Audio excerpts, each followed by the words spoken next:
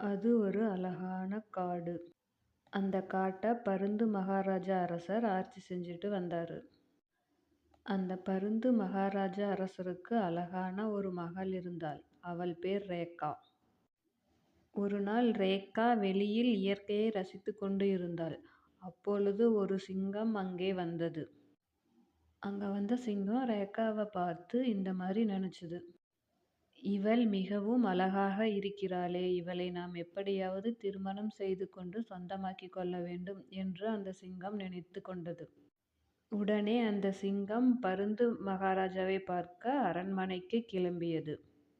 அப்போது பருந்து மகாராஜர் அரசர் அரண்மனைக்கு வெளியில் நின்று கொண்டிருந்தார்.